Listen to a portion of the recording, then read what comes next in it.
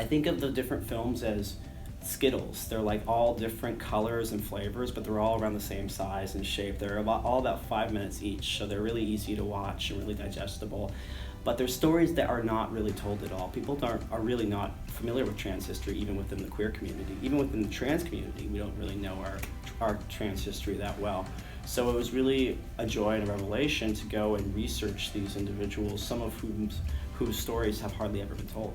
My name is Rhys Ernst. I'm an artist and a filmmaker, and I created a series called We've Been Around that we're going to be showing one episode of at OUTFEST this year.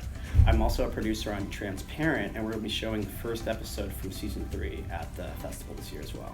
We've Been Around is a series of shorts on trans pioneers throughout history. One of the first shorts is about a trans man who fought in the Civil War, and then one of the shorts I'm showing at OUTFEST is on Marsha P. Johnson and Sylvia Rivera, who were revolutionaries and activists that came out of the Stonewall movement and created their own movement for trans people and poor people and trans people of color specifically. The story of S.T.A.R. is really about Marsha P. Johnson and Sylvia Rivera, who were two of the leaders of the movement and the moment at Stonewall riots back in 1969.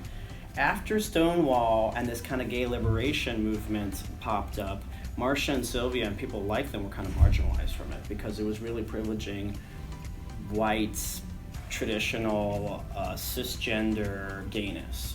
And there wasn't a place for people like Marsha and Sylvia. And interestingly enough, we've seen the same kind of politics kind of still mirrored in recent years to some degree.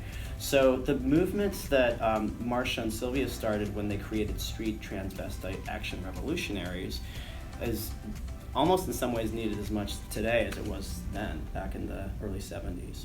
OUTFEST is definitely one of my favorite film festivals. I come every year.